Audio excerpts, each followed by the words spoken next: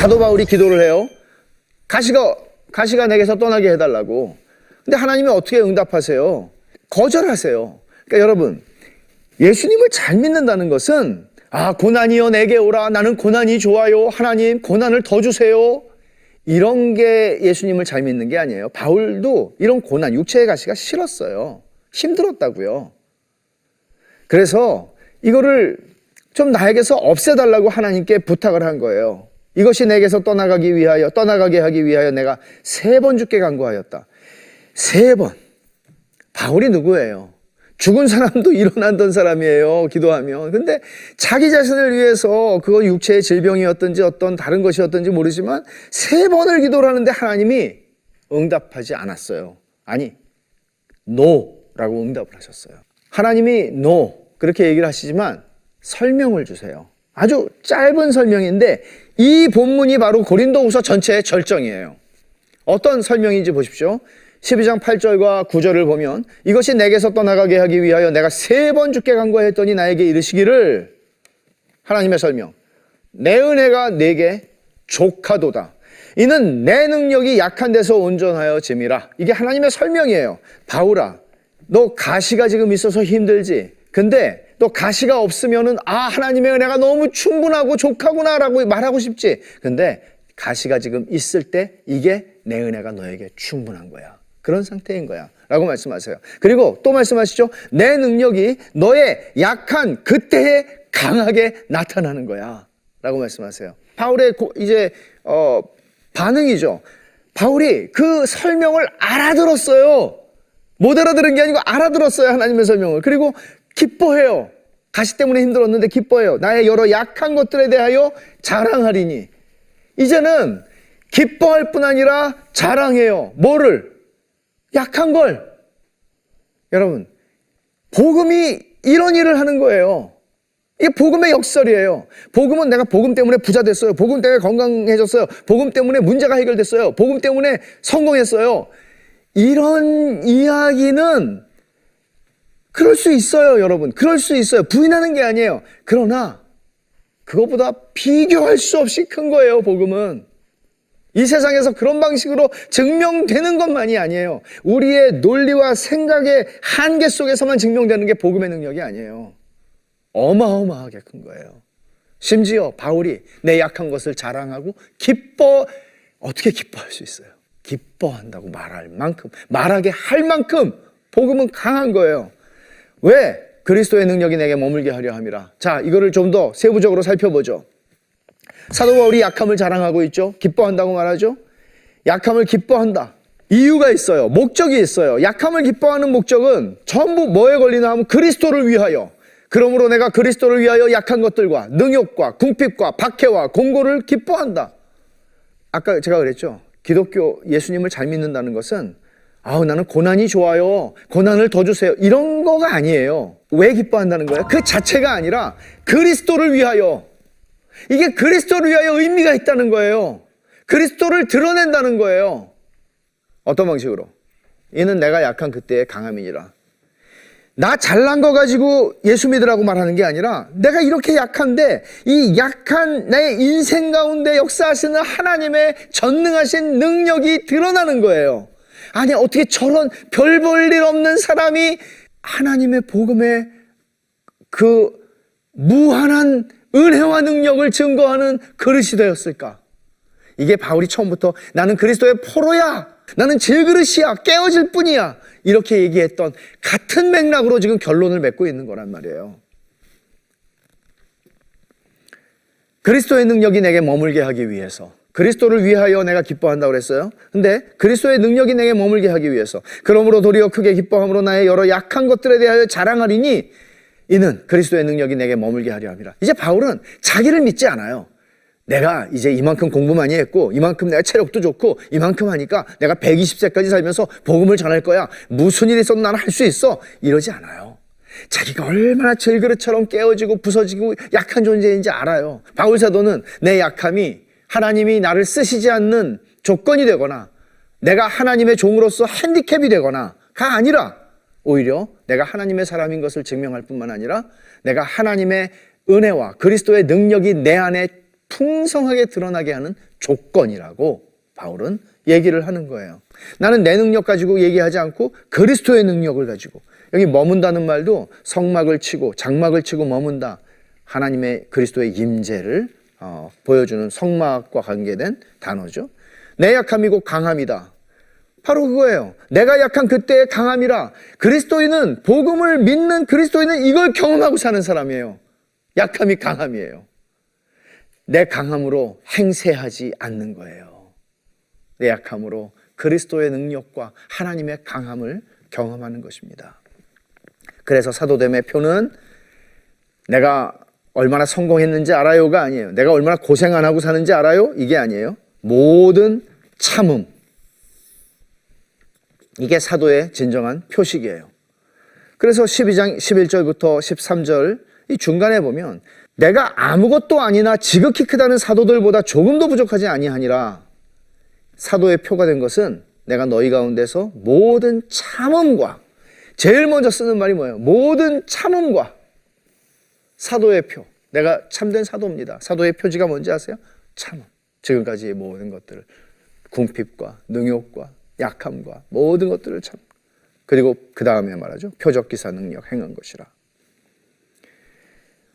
이 복음의 역설을 깨달아야 돼요. 하나님은 약한 자들을 부르세요. 보세요. 성경을 우리가 조금만 읽어봐도 하나님께서 얼마나 약한 자들을 부르시는지를 보게 되죠. 엄청나게 많은 자손이 있었던 아브라함을 부른 게 아니라 불임의 노 부부를 불렀어요. 강성한 이집트 민족이 아니라 종이 되었던 민족 히브리 사람들을 불렀어요. 학식 있고 권세 있는 사람들을 다수를 제자로 부르신 것이 아니라 갈릴리의 촌사람들을 주님은 부르셨어요. 이방인의 선교사로 이방인을 부르신 게 아니라 민족주의자, 아주 극렬한 민족주의자인 유태인인 바울을 부르셨어요. 하나님은 이런 면에서 우리가 생각하는 조건과 다르게 가시는 분이죠. 약한 자들을 부르시는 하나님이세요. 이제 우리는 고린도후서 13장으로 들어가게 되면 4절에서 이렇게 말합니다. 그리스도께서 약하심으로 십자가에 못 박히셨으나, 여러분 이거는 굉장히 충격적인 얘기예요. 우리는 그리스도가 강한 분이고 전능하신 하나님이라고 믿어요. 근데 바울사도는 그리스도도 약하심으로 십자가에 못 박혀 죽었다고 말해요. 우리가 믿는 주님은 약하심으로 십자가에 죽은 분이에요. 그러나 하나님의 능력으로 살아계시니 그리스도의 몫은 당신이 십자가에서 약하심으로 죽은 거예요. 근데 하나님이 능력으로 살리셨어요. 우리도 그 안에서 약하나 너희에게 대하여 하나님의 능력으로 그와 함께 살리라. 나는 너희들이 저 사람 보면은 약해, 멀리 가면은 편지는 좀 쓰는데 약해. 바울도 그런 방식으로 그리스도처럼 그들을 대하기를 원했던 것입니다. 자, 여러분 이제 바울 사도는 마무리를 하면서 자신이 성부, 성자, 성령 하나님, 삼위 하나님을 그대로 드러내는 삶 속으로 부르심을 받았고 그런 경건을 살아내는 삶으로 그들에게 접근하고 있으며 너희가 살아야 할 삶이 바로 이런 삶이라고 마지막으로 보여주는데, 첫 번째는 성부 하나님의 마음과 태도를 드러내는 것이 있어요. 사도 바울이 구하는 것은 돈이 아니에요. 거짓 사도들은 돈을 구했지만 바로 그들 고린도 사람들 자신이에요. 그래서 바울 사도는 이제 세 번째 내가 너희를 만나러 갈 텐데 그거는 그때는 심판하는 만남이라고 얘기를 해요. 너희 재물이 아니다. 내가 구하는 건 너희 재물이 아니다. 오해하지 마라. 너희 자신이다. 어린아이가 부모를 위해 재물을 저축하는 게 아니요 부모가 어린아이를 위하여 하느냐. 내가 너희에게 베푸는 사람이다 라고 얘기해요. 어떻게 표현하냐면 12장 15절에서 우리가 지나쳤지만 내가 너희 영혼을 위하여 크게 기뻐함으로 재물을 사용하고 또 내 자신까지도 내어주리니 너희를 더욱 사랑할수록 나는 사랑을 덜 받겠느냐. 여기 재물을 사용하고 라고 그랬어요. 근데 이 사용한다는 말은 펑펑 쓰다라는 말이에요. 원래 직역하면 아주 사치스럽게 낭비하다라는 뜻이에요. 그러니까 바울 사도는 고린도 사람들을 그 영혼들을 위해서 자기가 가지고 있는 재물이 부족했을지라도 그거를 정말 아낌없이 썼어요. 퍼부었어요. 쏟아놨어요. 자기 영혼, 자기 생명까지도 주었어요. 그런데 뭐라고 그래요? 너희를 내가 더욱 사랑할수록 나는 사랑을 덜 받겠느냐? 바울의 이 마음이 얼마나 깊이 드러나는 말입니까? 바울이 지금까지 이렇게 하는 거는 자기 변명이 아니라 내가 너희를 복음 안에서 세우고 싶어서 내가 지금까지 길게 쓴 거야. 이 마음, 성부 하나님의 마음이죠. 너희의 덕을 세우기 위함이라 또 너희를 넘어뜨리려 하지 않고 세우려 하여 내게 주신 고난을 따라 엄하지 않게 하려 함이라. 나는 강하게가 아니고 약하게 하고 싶다.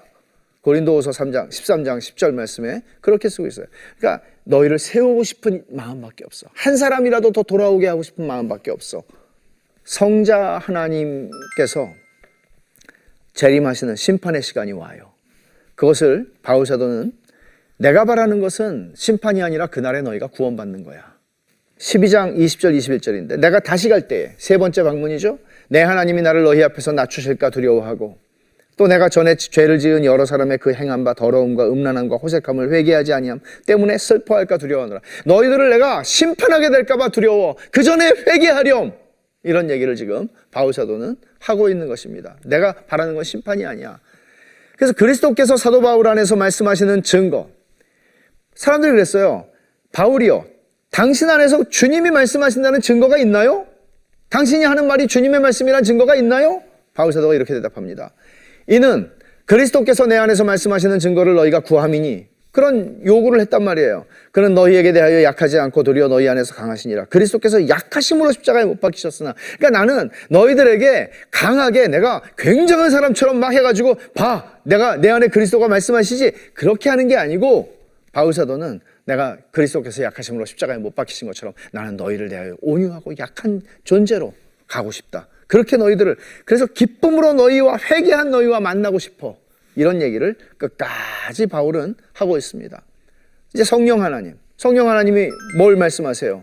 재림을 기다리라 하는 것이죠. 심판을 준비해라.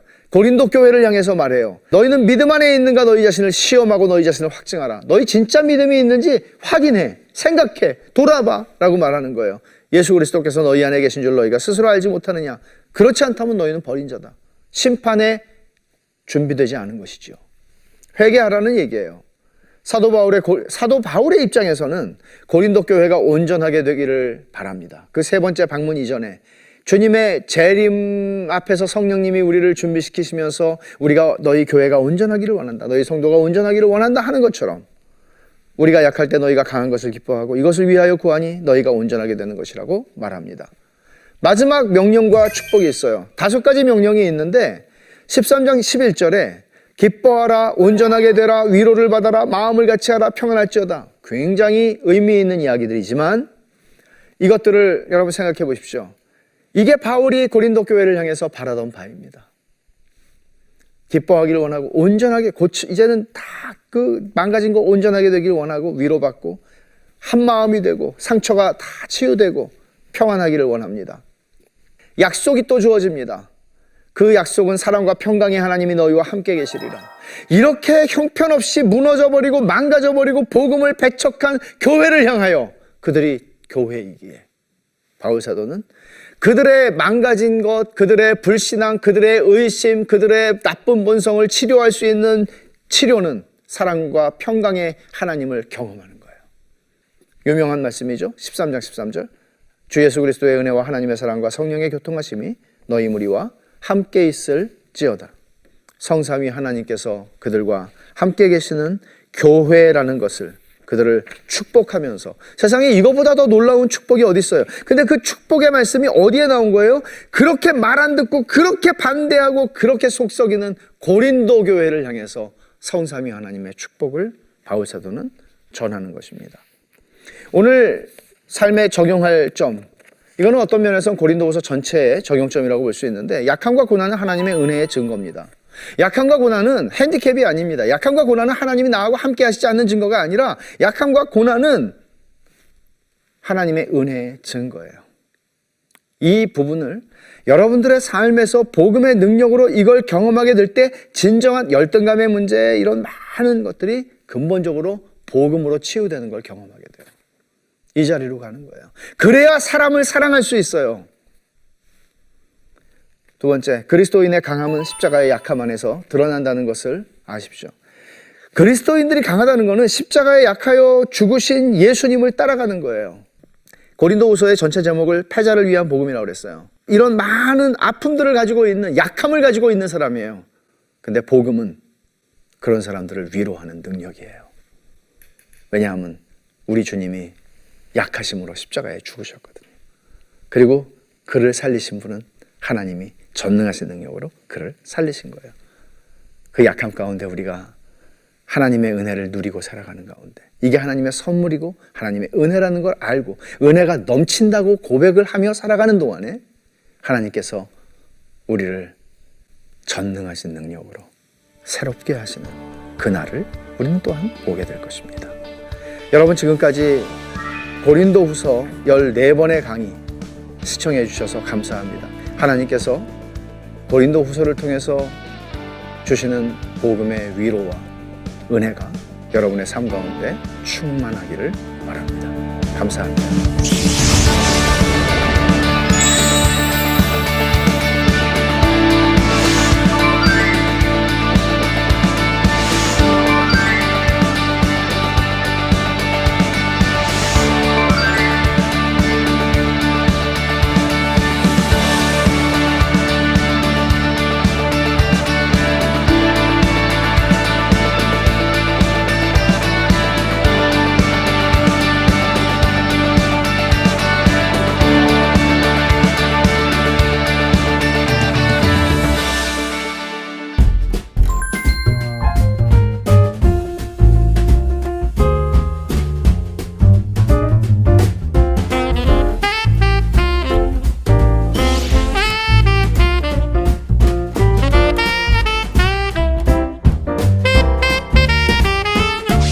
혹시 목사들에게도 읽기 힘든 성경이 있을까요? 읽으려고 하면 레위기가 사실 좀 까다롭기도 해요. 역대상이 저는 제일 힘들어요. 족보가 나오기 시작하고 그 성전 맡은 자들과 사람 이름들이 쭉 나온단 말이에요. 목사님들이 참 훌륭하시네요. 저는 그 족보는 안 읽거든요. 그래도 성실하게 읽으시는 것 같아요.